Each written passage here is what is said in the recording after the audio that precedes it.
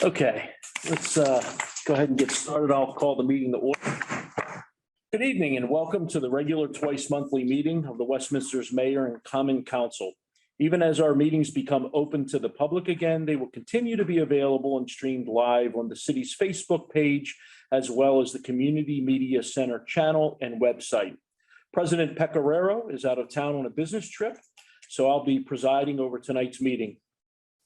Now we'll begin, as we do every meeting, with the Pledge of Allegiance and followed by a moment of silence.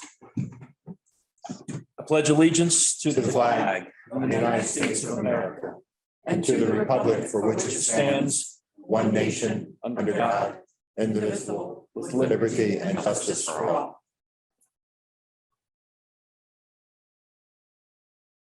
Thank you. Copies of tonight's agenda and the entire information packet that the council will be using are available online on the city's website. First, we'll consider the approval of the minutes. We have minutes from the meeting of the Westminster Mayor and Council meeting on August 9th, 2021, and the closed session of the same date. I'll make a motion to approve both the regular meeting and the closed session. I have a motion by Council Member Gilbert. And I'll second it. And I have a second by Council Member Dayhoff. All in favor, say aye. Aye. Aye. All opposed, say no. Seems like the ayes have it. The minutes are approved. Next, we have a presentation. But before we do any further business, I'd like to take a moment and welcome our new city administrator, Sarah Imholz. I'm sure during council comments and discussion, my colleagues will all probably have something brief to say. But I know I speak for all of them. We could not be more excited about you being on board. We had some spectacular candidates apply, and you rose to the top. And we just could not be more excited. And you've already, in 1 week, already, I think, impressed all of us with how that first week went. I've heard nothing but glowing positive remarks at this point, and I know that we're in for a lot of good stuff in the near and hopefully long-term future. Also, welcome to the community. I know that you moved in recently as well, so that's fantastic. So really excited to have you here. We're very fortunate. Thank you, sir. Absolutely. We have no public hearing this evening. I'm sorry. First, we'll have a presentation on how things are going at the Downtown Farmers Market by Ms. Brooke Haggerty, who manages that market.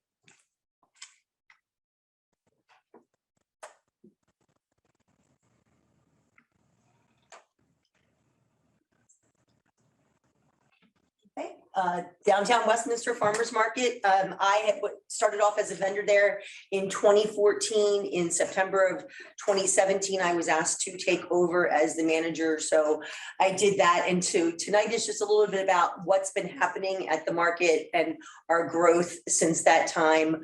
Some of the numbers you're going to see are starting at 2016 going forward, then 2017 going forward. There's some discrepant. I'm not gonna lie, I'm not an accountant. I don't pretend to be one. I have numbers that are by season. I also have numbers by fiscal year that Lydia Colston provided for us, so that you can also see the growth, the changes in numbers wise. I will also be emailing a copy of all of this to you later in the week. I got some personal things this week that popped up.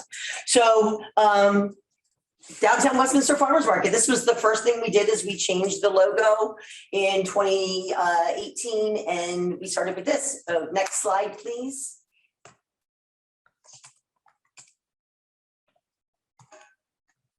In 2016, we had 15 vendors and in 2017, we dropped to 12 vendors.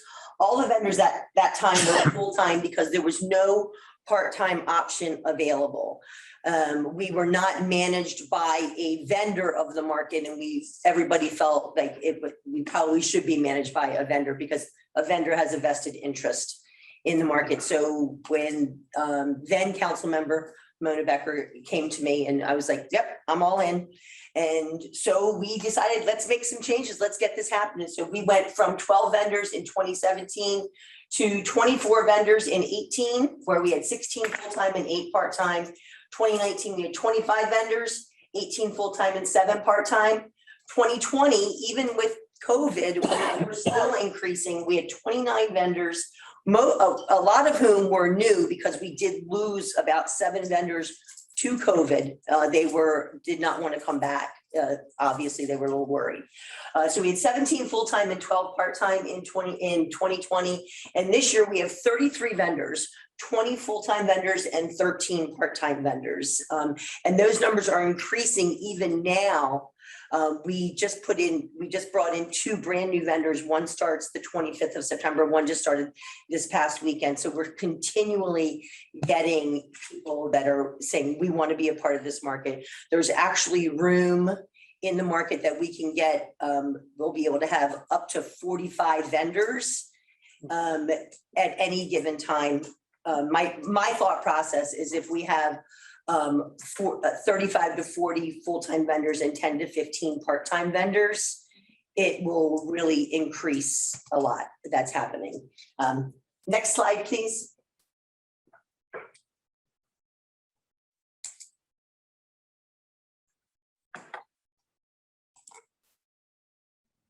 There's a delay. I apologize. Okay, as you see, I told you earlier, I'm not an accountant. I don't claim to be one. The numbers that are on the left of provided by Lydia for the fiscal years 2016 through 2021, and then by season are what we have here. Obviously, in 2020, there was we had a decrease in revenues, even though we had an increase in vendors. I think part of that is because of the way that some of the monies come in and the way it goes between the fiscal year and the season, the way I define the season. And in 2016 and 2017, the market managers' fees were not included as part of market income. They were part of market expense. So that started in 2018 when I came on as the manager. So we've got the numbers there. Again, that you'll get all of this, and I'll have some verbiage out there for you as well. But I wanted you to see that the numbers of revenues we are increasing: 5,800, 6,400, 8,200. We're at 10,000. I put 10,000 plus because we are continuing to increase our revenues even now. I expect that even within this regular farmers market season, we'll probably have 2 or 3 additions to our vendor list because we do have room for them. Next slide, please. We also brought in corporate sponsors. You know, I went out to people and said, can you do this? And they said, yes. So Ting came on in 2018, providing us on-site internet. That's valued at about $150 a month. To date, they still provide us internet, and every season we get about $700 in kind from them. Tote bags in 19 and 20, and in this year they actually came to the market one day and were talking to people, and every time there was somebody who lived within their area, they gave them coupons to go spend with the vendors, and then they reimbursed the vendors. So that was fantastic. Gage Digital Media graciously stepped up. They actually volunteered their services in 2018 for our website. They maintain the website. We do not pay anything for it. They update it as we need it, and they're wonderful to deal with. And that's valued at least $2,400 to building of the website, plus whatever the monthly fees are, which they don't even tell me what they are because they told me I don't need to know them because they maintain it for us. Barnes Bollinger Insurance in 20 and 21 bought tote bags for us as well. And Cone Creative last year, they donated a billboard. We had one month of free billboard. So I think that as we continue to grow the market, that we can reach out to more local businesses that are going to be willing to have their name attached to our logo and their logo because they're going to get a lot of exposure. We are seeing on average, our numbers are going up for visitors per week. Next slide, please. We did not begin taking counts of guests coming in until 2020. We were not required to, but obviously COVID came, we had fencing around our market. I got a lot of volunteers. Our now mayor was graciously one of my first volunteers, and she spent every Saturday with me. Every Saturday last summer. In 2020, along with a group of young people, and where we started counting our started counting our guests rather. And I know that our numbers were increasing over previous years because I had vendors telling me that they were doing double and triple the sales that they had done in the past. Our farmers, it was just insane. People that had businesses on Main Street were having to call back to their brick and mortar saying, I need more product. So absolutely fantastic. And speaking of our brick and mortars vendors, we have 4 vendors that started off at the farmers market that now have brick and mortars on Main Street. And that's increasing by 2 more, by 2 of our newer vendors this year. So we're very excited about that. This is a tremendous growth possibility. As I said, we're seeing 700 to 1,000 people per day. We're seeing 25 to 35 4-legged people, some of whom are bearded dragons, not just dogs. So that's a lot of fun. The average spend for a person we're guesstimating is about $50 a person. That's $35,000 a day. And even if only 5% of that is another 5% of that is spent on Main Street on Saturday morning, that's $1,750 more going on Main Street on Saturday mornings. And over a 28-week market season, that's $49,000 a year that can be added to Main Street businesses based on a 28 weeks a year market. Next slide, please. So, because we're doing so well with our amazing 28-week market, we want to do a holiday market and a winter market. The holiday market will start Black Friday weekend. We'll run Friday, Saturday, Sunday. We'll be every Saturday, Sunday through December up to Christmas weekend. And we will be moving that over to the Stockstill building. So we have indoor, we'll be indoors out of the elements. Public Works and the street departments who have always been so amazing to us are going to help us get the building ready, and very, very excited about that. The winter market will start January 22nd and will run for 10 consecutive weeks to March 26th.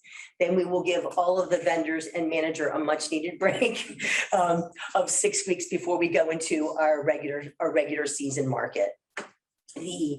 The additional income from this is going to be about $6,000 once we fill all the spots. And I'm not going to lie, we're probably going to be on a waiting list for it. And I would not be surprised if we took it from not just indoor space, but some outdoor space as well.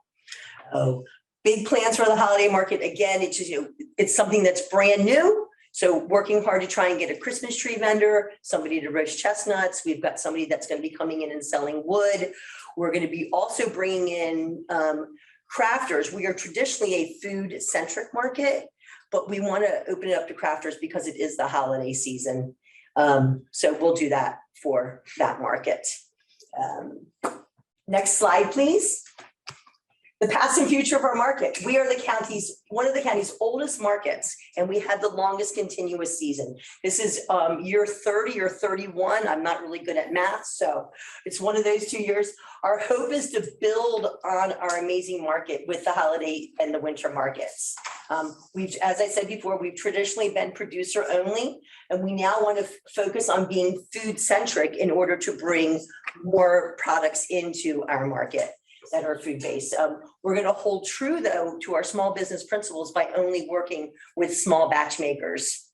And our goals for 2022 are 30 full-time vendors, 16 part-time vendors. That was on the low side. I thought about it when I was driving here today, and I was like, I think we can get more in there. I drove by the city parking lot where we are. I'm like, I think we can. So there's a lot of room for things to happen. We also want to do a junior market in 2022. asking our young people, 15 and under to have a booth there, and they would pay for it. They would stock it, we would help them get started in business so they see what it is to be an entrepreneur, to see what is, and obviously we're not going to have them there every single weekend, but we could, set it up that they could come twice a month or once a month and have a nice little area limited to like 5 or 6.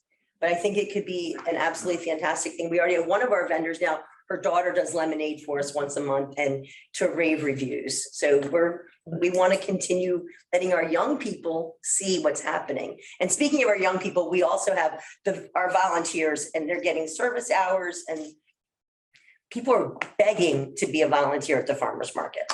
So we take adults too, just to let you know. Next slide, please. My wish list for the farmer's market is I would love a market only shed.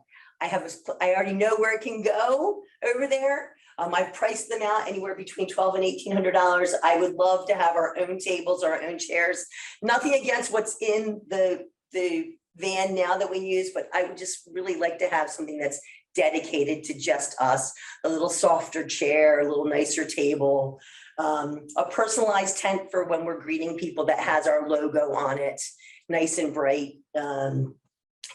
Two newer tents for our food and our musicians, some miscellaneous items, and down the line, I would love a covered pavilion.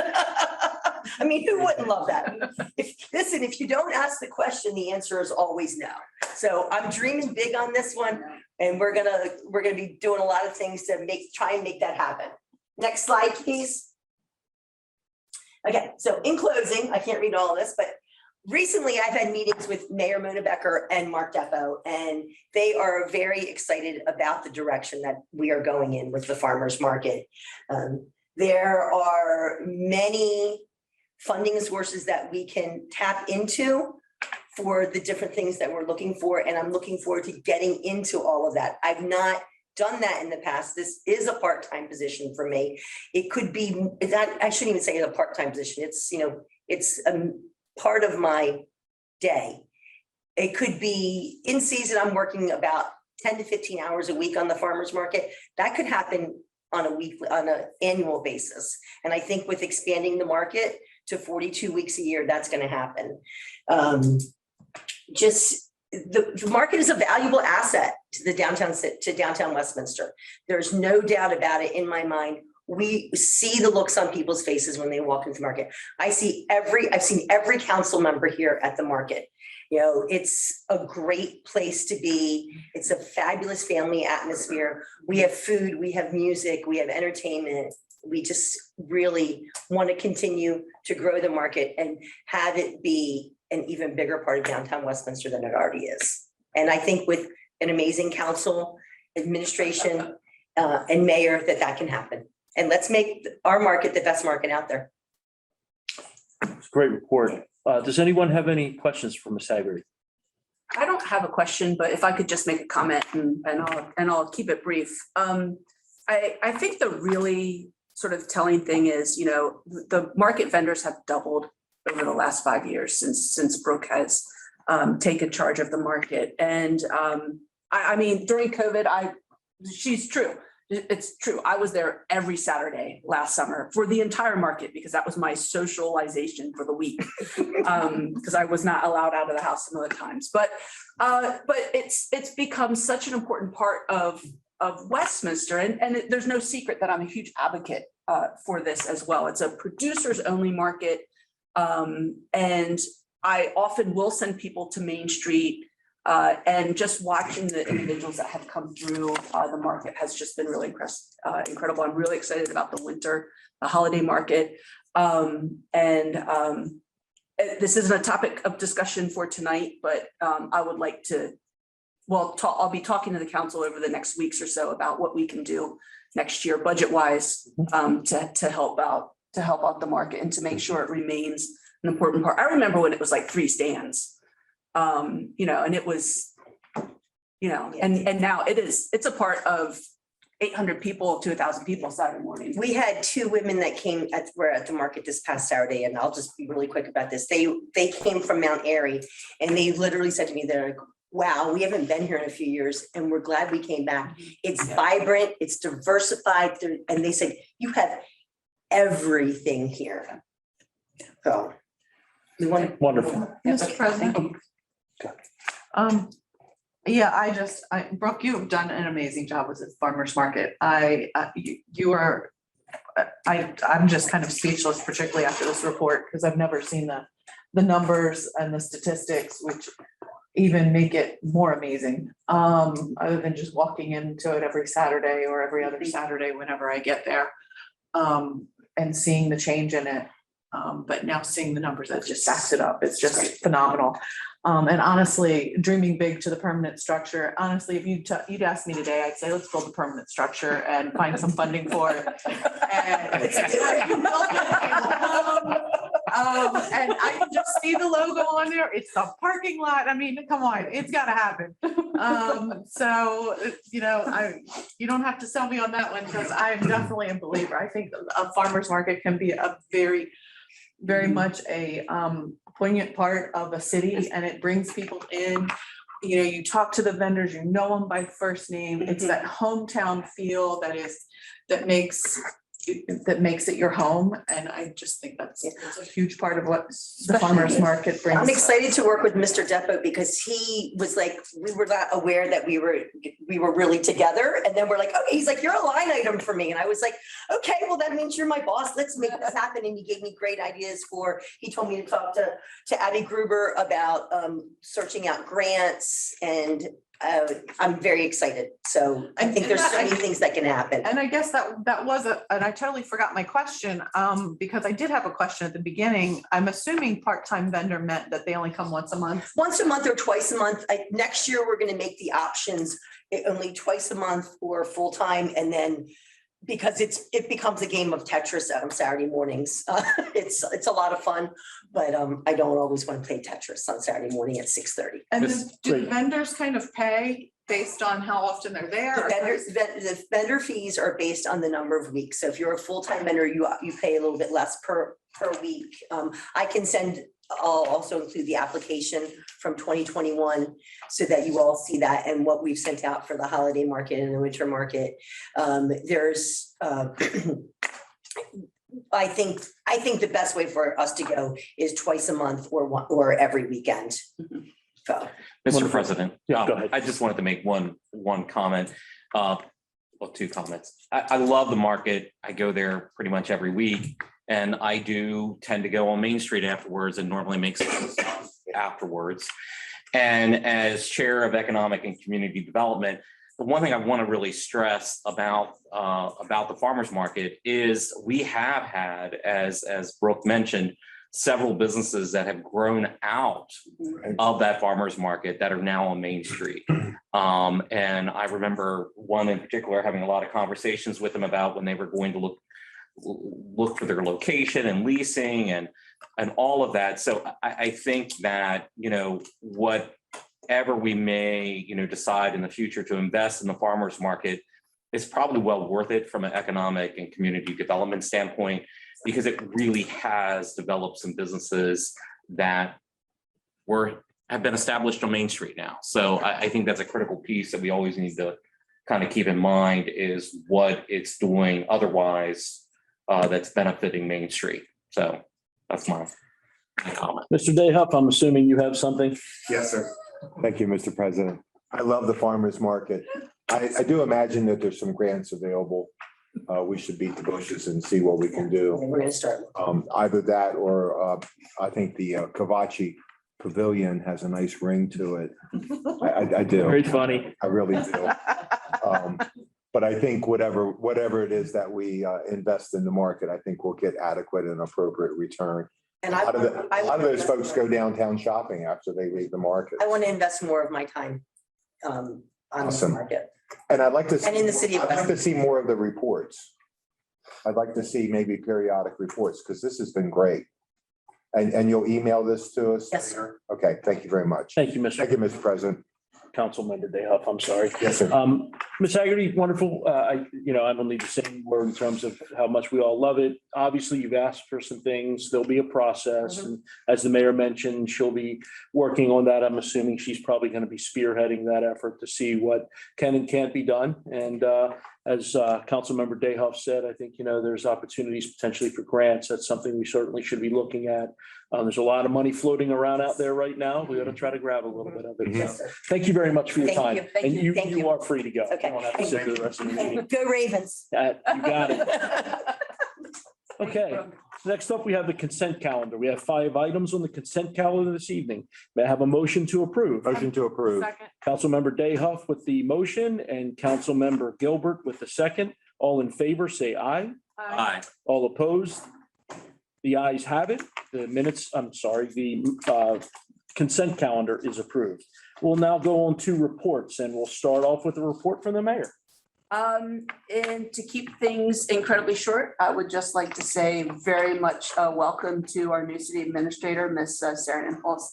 I have very much enjoyed our interaction over this last week, and I cannot look forward enough to the next 3.5 years of my first term and hopefully longer. So thank you and welcome. Thank you. That's all, Mr. President. Thank you, Madam Mayor. You're welcome. Next up will be standing committee reports. We'll start off with Councilmember Dayhoff from the Arts Council. Thank you, Mr. President. The Arts Council will conduct its annual meeting this Wednesday morning, September the 15th at the Arts Council. And then also mark your calendars for Thursday, September the 30th from 5 to 7. We will have our annual members show reception, a farewell party for Dr. Morley, and a meet and greet for the new executive director, Eric Kirshner. And I believe all of you were mailed a copy of the annual report. Give it a good review. If you have any questions, just be in touch. Thank you, Mr. President. Thank you, Councilmember Dayhoff. Next up will be Councilmember Hupp with his Economic and Community Development Committee report. The only thing I will report is that several things that we've been working on in the committee, several of those items will be, I think, coming to us at the next council meeting on September 27th. So that's good, because then we can kind of get them off of our agenda on the committee level. And then we have our next meeting, committee meeting on October the 6th at 3 p.m. Thank you. Next up is the Finance Committee report. And of course, Council President Pecoraro is not present this evening, so we'll skip that. Councilmember Gilbert with the Personnel Committee report. I have no report tonight. Thank you. The next 2 reports are the Public Safety Committee and the Public Works Committee, both that I chair, and I have no report for either committee. So we'll go to Councilmember Dayhoff with the Recreation and Parks Committee. Thank you, Mr. President. The Rec and Parks Committee will conduct an advisory board meeting Tuesday evening, tomorrow evening on September 14th at 6 o'clock at the Diffendahl lot. And we're going to get together with the Director of Recreation and Parks and the Public Works Director. And we're going to take a look at the newly reconstructed Palace Livery Stable wall and try and jumpstart our mural project. So we're really looking forward to that. We're also planning to have a Recreation and Parks Committee meeting, a council committee meeting sometime soon in the future. The agenda may include a number of, among a number of things, a review of the status of the future planning for Wakefield Valley Park. I want to take a look at where we are with the community pool, and then hear a report about Fall Fest and the Oyster Stroll and anything else that may arise between now and then. I think that's it, Mr. President. Thank you. Thank you, Councilmember Dayhoff. And the last committee report will be the Technology Committee normally, but again, Council President Pecoraro is not here, so we will skip that report. Next, we have council comments and discussion. So I will start off with Councilmember Huff. Do you have anything? The only thing I have is, again, to welcome our new city administrator. I really look forward to working with her, and we're very happy to have you here. Thank you, sir. Councilmember Gilbert. I again just want to reiterate what many of my colleagues have already said. Welcome to the city of Westminster. residentially and professionally, and I look forward to working with you also. Thank you. That's all I have. Councilmember Dayhoff. On Saturday, I had the opportunity to attend a number of the 20th anniversary of the September 11th terrorist attacks. There were a number of events that were scheduled that day. There was the one at 8:30 in the morning at the Carroll County Public Safety Training Center, and then at 12 noon at Mission Barbecue. However, the one event that I really want to call to everyone's attention was the event at the VFW that I attended with Mr. Glass, and which Mayor Becker spoke. And her presentation was poignant, it was relevant, it was well delivered, and it was really well received Thank you. with a very difficult audience. Thank you. It was, I mean, you knocked it out of the park. Thank you. You were really well prepared and you made us proud. And then also, I happen to have with me a welcome gift for the new city administrator on behalf of the Westminster Mayor and Common Council, all of us. We would like to make sure that we give you this welcome gift. Welcome aboard. Thank you, sir. Now, we'll ask you at another point in time what your attitude about semicolons is. That's that at another time. It's always nice to have a writer on board. Thank you, sir. Thank you. Welcome aboard. Thank you, Mr. President. Thank you, Councilmember Dayhoff. Have you seen those since you've been in town? I'm assuming you've seen those around. I have, yes. You're familiar with what it is. and- I am, Yeah. yes. Awesome. Thank you so much. You're welcome. So next we'll move on to bids. We have 3 bids this evening. First bid is the approval of, is for the annual paving project for fiscal year 2022. Mr. Glass. Yes, sir. The current capital projects fund includes funding for the continuation of the city's annual paving project. It was advertised on July 1 on the e-Maryland Marketplace with a pre-bid meeting and bid dates of July 20 and August 13 respectively. All work will need to be completed within this fiscal year, but it must end before June 30 of 2022 to meet the fiscal year deadline. We received 2 bids, with the lowest being from CJ Miller. And they are summarized below, but I'll read them off to you. CJ Miller's bid was $1,341,948. The second bid was higher from ECM Corporation at $1,698,700. The city staff has reviewed and evaluated these references, and proposal from CJ Miller in the amount of $1,341,948, and finds it acceptable with regard to the city's needs. Our funding for this project is $1,028,760. So at this point, we would recommend that the mayor and council accept the bid of CJ Miller of Hampstead, Maryland, to the full budgeted amount not to exceed $1,028,760 for the milling, grinding, and all work necessary to complete this repaving project as further described in the attached bid documents. Please answer any questions if you have any.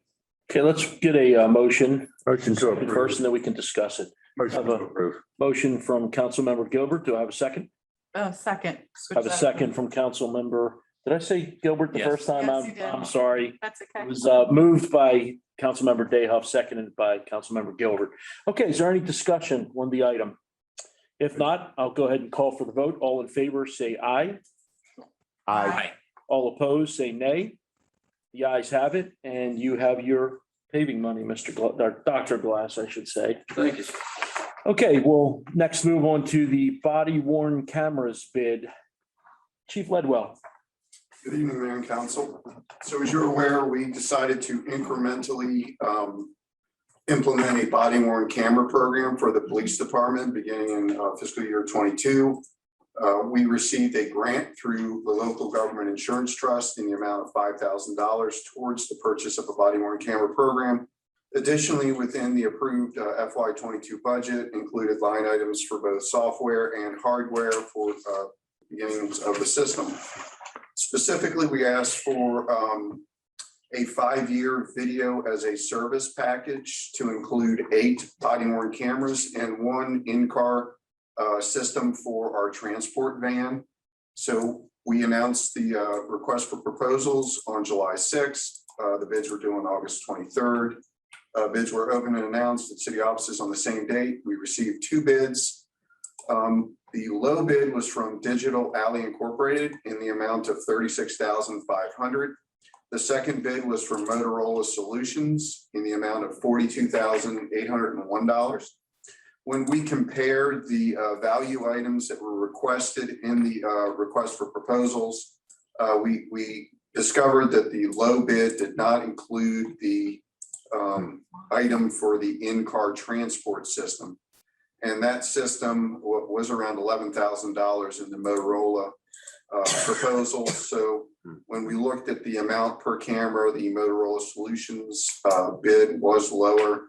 And further, the Digital Alley bid did not include all of the requested information. So staff recommends that the mayor and common council accept the bid of Motorola Solutions for the amount of $42,801 and award a contract for the purchase of a police body worn camera system as specified in the attached bid. Thank you, Chief. Do I have a motion to approve the bid to Motorola? I make a Mr. motion. President, I'll make the motion.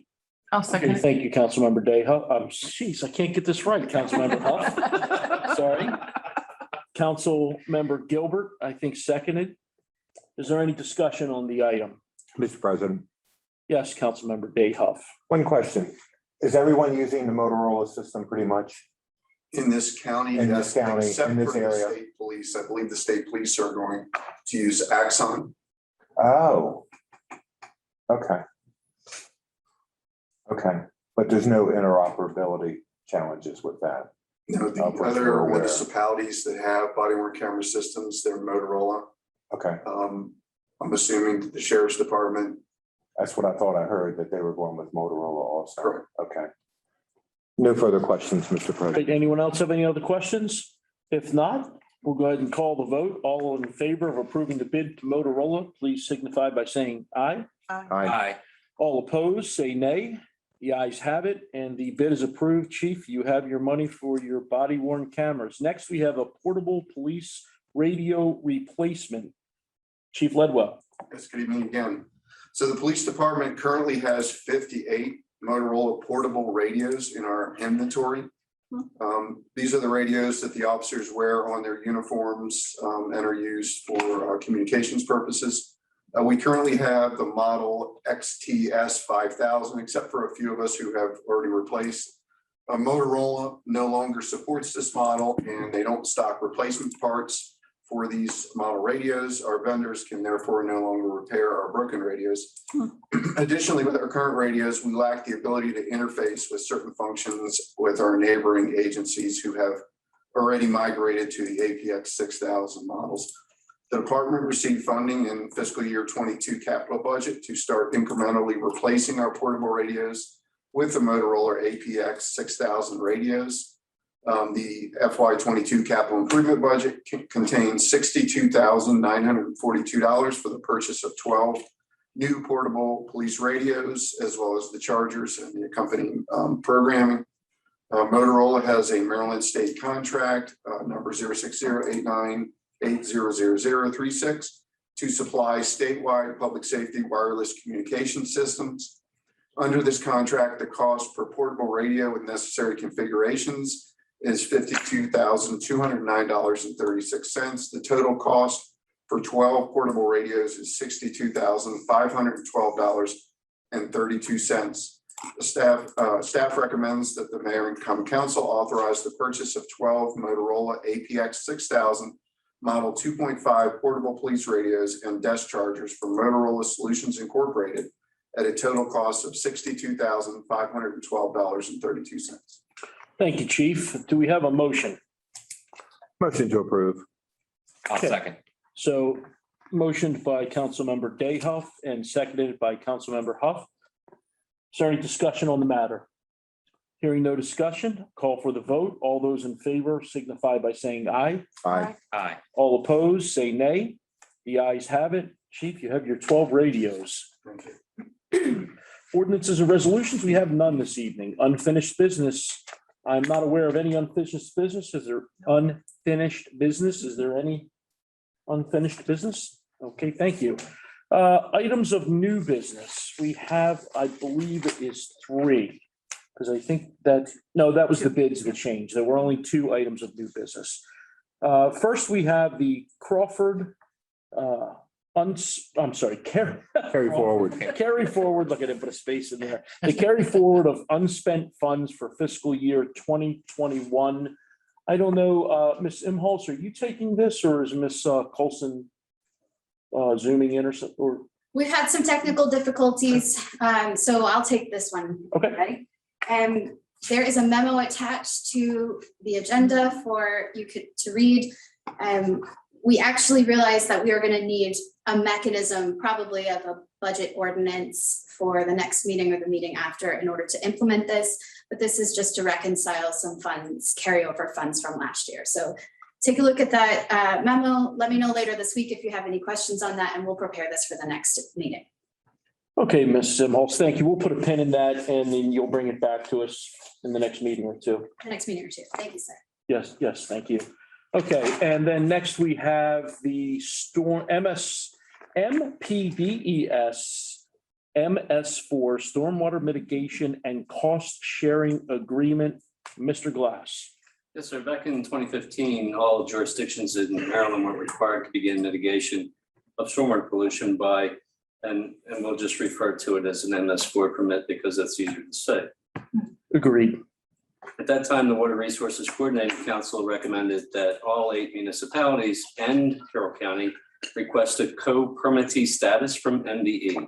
The specific request was for issuance of a single MS4 permit instead of separate permits for each jurisdiction, as was the initial direction from MDE. The concept was agreed to and the issuance of the single MS4 permit with a proportional cost share from each municipality was deducted from the town-county agreement. Since that time, considerable stormwater upgrades and mitigation of impervious surfaces as required, new installations have occurred across the county, meeting the needs of all co-permittees in a very cost-efficient manner. The initial permit's up for renewal, which requires a new memorandum of agreement to cover the new permitting period of 5 years. The draft MOA has been vetted by each jurisdiction and is ready for approval and signatures at the next mayor's meeting, which I believe is It's this Thursday. this Thursday. That's provided the mayor and council are interested in continuing with the current arrangement. At this point, staff would recommend that mayor and council approve the cost sharing of stormwater mitigation projects and co-permittee responsibilities memorandum of agreement as outlined in the attachment. And of course, I would be pleased to answer any questions you may have. Okay, let's go ahead and get it on the record. Do we have a motion to approve the 5-year agreement? I'll make a motion to approve the 5-year agreement. And I'll second it. Councilmember Gilbert with the motion, Councilmember Dayhoff with the second. Is there any discussion? I have one item. Do we know what the actual cost is for this? And so I'm remiss to not know the exact number. It is deducted from our town-county agreement, and I want to say it's in the $250,000 a year range. Our cost is $250. That's correct. Is that equal for all municipalities or is it No, it's proportional by size. proportional, right? Yep. Not like we do everything though, when it comes to the county and city agreements, of course. We have a seat on the water coordinating council as well, water resources council. So that's kind of why it goes this way. Yeah, okay, we'll go ahead and call the question. All those in favor of approving the 5-year agreement signify by saying aye. Aye. Aye. All opposed, say nay. The ayes have it, and we'll go ahead and I guess authorize the mayor to sign that agreement Thursday evening to the tune of $250K a year. Wonderful. Okay. Yeah, thank you, Mr. Glass. Okay, then we'll move on now to departmental reports. Ms. Imholz, you run this part of the meeting. Thank you, sir. Mayor and Council, I want to thank you so much for the warm welcome that you've given me. I had the opportunity to visit all of the facilities under Public Works last week. So that includes water, sewer, utilities, and street departments. While I was visiting, I went during shift changes, so I had a chance to meet more employees or at least introduce myself. I asked as many people as I could, what's on your wish list? What would you have me fix? What would you have me do? And I expected, wrongly so, to hear things about job satisfaction, payroll, more time off. I didn't hear any of that. I was humbled with the responses that I received. They were all solutions oriented. They identified a problem, they identified a solution, some of which are not high priorities for us, but they, depending on what your job is, it's important to you, right?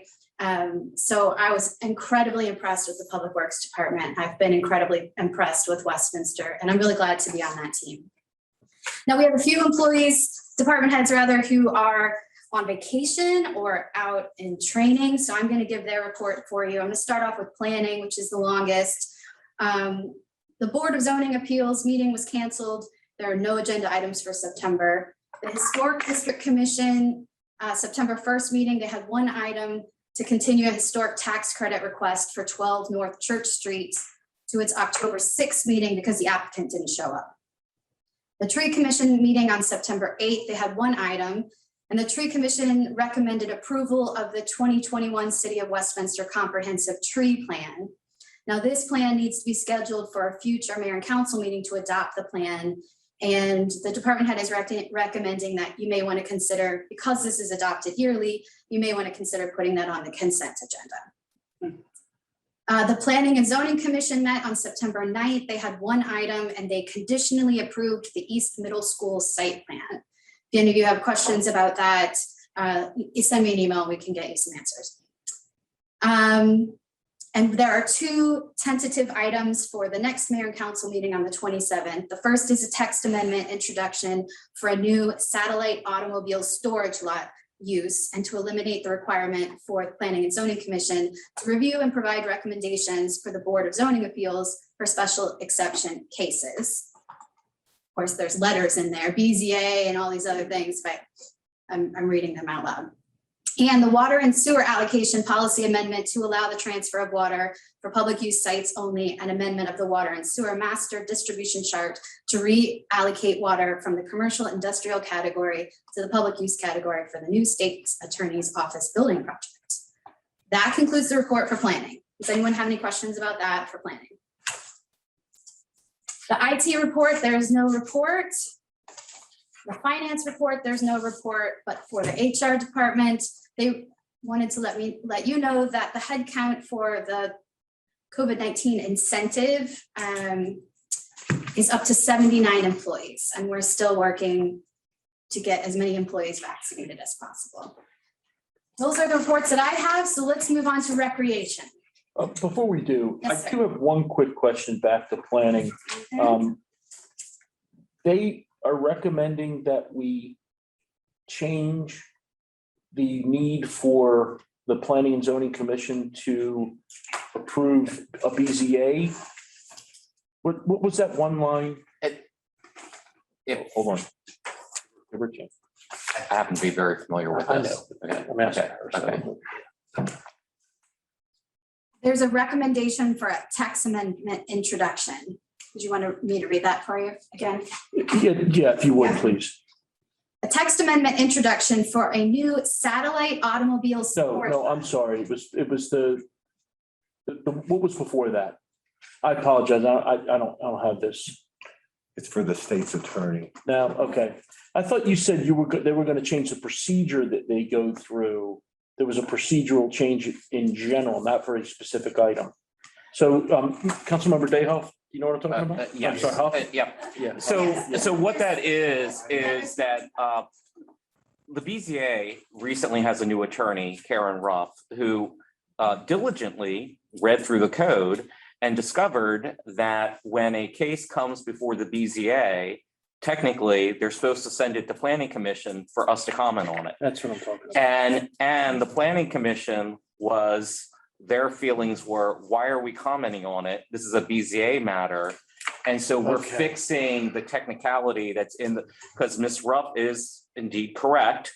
But does it make any, as someone who's been on BZA and Planning Commission, does it make any sense? No, in my humble opinion, it doesn't make a lot of sense because those are two different boards that do two different things. Mhm. And for the Planning Commission to be commenting on an item that's coming before BZA, if I was frankly on BZA, I would kind of be like, I don't really care what Right, planning it's- commission has yeah, to right. say. This is BZA. So are we going to see some type of code change related to that at some point? I'm assuming, Ms. Levin? Presumably, Uh, yeah. so So we'll- I was involved in those discussions Okay. with Mark and with Councilman Hoff and with your BCA council. And I would anticipate that you will see an ordinance. I would have to imagine it's got to be codified to make that kind of change. Yes. Currently Yes, requires yes. that. So that's I something, have as a text Expressly- amendment. is it going to be a text amendment? That's what planning's suggesting. Okay, It would be a text. okay. So that'll get before us at some future date then.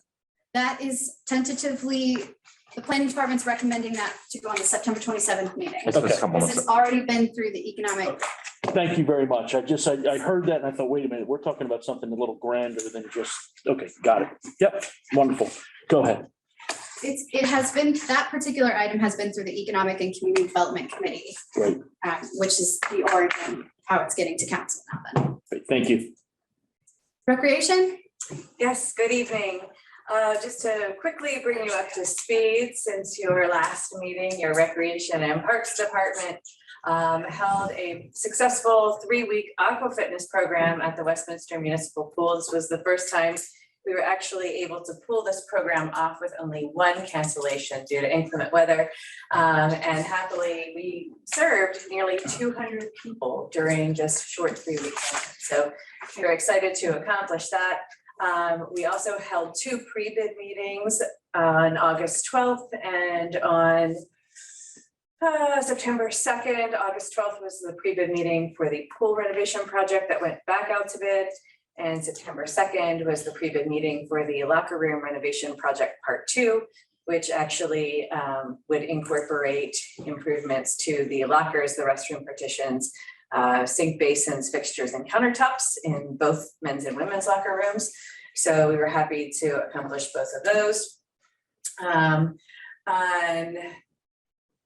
August 25th, I participated in a grant orientation session for the MHAA funds received our capital grant for Durbin House building envelope improvements. So that project is ready to move ahead as we complete the HSA, the Historic Structures Assessment of that building. The final draft is before you this evening. I hope that you review that, and if you have any changes to that document, please do let me know. The consulting firm would like time on council's agenda, either the October 11th or October 25th meeting. So if there is a date that you would prefer, or if you know council members won't be present, please let me know. And then that way we can finalize that process and move on into action items to write bid specifications to move ahead with the capital grant through MHAA. On August 13th, we had a surprise inspection from the state for our summer day camp program, and we passed with no violations. So certainly that's always a win, especially with all of the extra regulations that we had to put in place all summer long to meet COVID guidelines. So we were certainly happy about that. On August 26th, I submitted a Community Parks and Playgrounds grant application requesting funding for a spray ground at the community pool, and this would assist in offsetting the renovation cost. Because as you may know, the money that was allocated in the bond issue was only for the main pool renovations. And our first go round with the bid process was that even the primary main pool renovation portion of that project came in well over what was budgeted. So we certainly wouldn't be accomplishing a spray ground or lap learning pool. So I'm seeking out other funding opportunities to help offset that. On September 8th, we held our annual Pooch Pool Party. We had about 75 dogs attend and their people. So we had a total attendance of almost 200 people at that event. We have been on a hiring spree because we can't find help, but I am happy to report that we have hired now 9 new temporary employees, 6 fitness center attendants, and 3 group fitness instructors. So hopefully this fills some gaps for us. And obviously we have been busy putting to bed our pool and our summer camp program. And we are clearly in the planning and logistical frenzy that Fall Fest brings the last full weekend of every September. So if it's not on your calendar already, please join the City of Westminster for 4 fun-filled days, September 23rd through the 26th.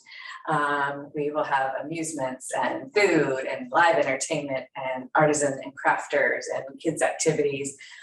So we are looking forward to hosting that for the community, and certainly looking forward to seeing all of you step off down Main Street in the parade, which kicks off the festivities on Thursday evening. So that concludes my report, unless there are questions. Mr. President, Go ahead. I have a very brief question.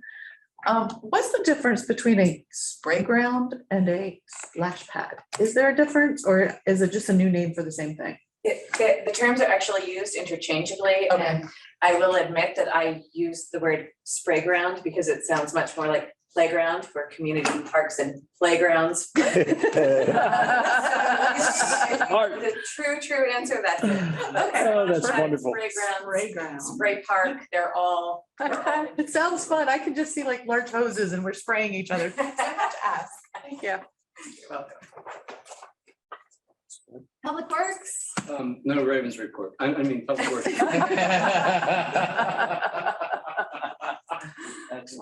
Mr. President, I know it's usually up to Mr. Glass, but I wanted to publicly, since Mr. Glass didn't say anything, I wanted to congratulate him on the partnership with the county, of which the county, I guess, received the project award. Oh, yeah. So I wanted to say congratulations to Mr. Glass and our department, because they partnered with the county for, let's see if I get the name of this award right, because I probably won't. But it was from the CEAM, and okay, I'm gonna have to click to get all this, which was the County Engineering Association of Maryland, and they won the Project of the Year Award for 2021. So I think that's pretty amazing. And that was from the project behind, thank you, the Langdon property. Remember the L. Great. So I just wanted to highlight that. Very good. Thank you. Thank you. Thank you very much. We'll move on to housing. No report this time. No report. Okay, Chief, you want to finish this up? Sure. Excuse me. The police department is currently collaborating with McDaniel College to engage more in the student events. This past weekend, McDaniel held a student social event, which we participated in, engaged with students, and had a recruitment booth present. One of our new police officers, Andrew Ardaz, graduated from the police academy, is currently in field training and patrol. Our police headquarters generator capital improvement project went out to bid. With Public Works assistance, we held a site visit for prospective bidders last Tuesday. We gave job offers to 4 new police recruits who will start the Carroll County Sheriff's Office entry-level police academy next Monday. The academy will run through April. We will be participating this upcoming Saturday in the Opioid Prevention Coalition's 6th annual We Say No to Dope Walk and softball game. It'll be law enforcement versus recovery community, beginning at 10 a.m. at Dutter's Park, where the softball game will be held, and also where the 1.5 mile will start and finish. We'll be conducting interviews this week for the Police Administrative Services Manager position. We received a number of great applications, so I'm looking forward to that process, and that's all I have. I had a chance to meet with all of the department heads, and I just want to confirm for the council, in case you're wondering, that this is a superb staff, and I'm really excited for us all to be working together. Mr. President, that concludes the departmental reports. Thank you, Ms. Imholz. Okay, we'll now move on to citizen comments. The final item on our agenda is citizen comments, where we invite the public to address the mayor and council on issues that pertain to tonight's agenda or any other city issues. During the pandemic, we could not welcome the public to attend the meetings in person, and we invited them to share their concerns by email and have them send them to the city clerk at comments@westgov.com. Commenters should include their address and phone number with their comments. All comments we receive will be shared with the mayor and council. Now, is there anyone present who wishes to be heard? Sir, did you have anything? You're the only one here.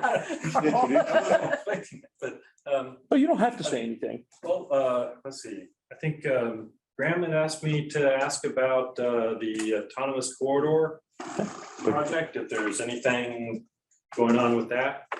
So during the council comment period, it's really just an opportunity for people to say something to us. It's not really a conversation. But what I would suggest is there's a technology committee. So I would say go back to Graham and let him know to get with Councilman Pecoraro, who's the chair of that committee, and kind of see where things are and, you know, if things are moving along. So that'll be great. But Mr. President, he should introduce himself. That is true. I was remiss. I'm sorry. Get name and address, sir. I'm sorry. Carl Lightler, and my address. Yes, sir. I live in Westminster, 694 Cherringworth Court. Thank you, Carl. Appreciate it. Thanks for coming to the meeting too. Yeah, I didn't mean to put you on the spot. You're the only one here, so I figured if you wanted to say something, now's your opportunity. Okay, well, on that note, we will adjourn. Our next meeting is going to be held on September 27th. Thank you for everyone coming and have a nice evening and go Ravens.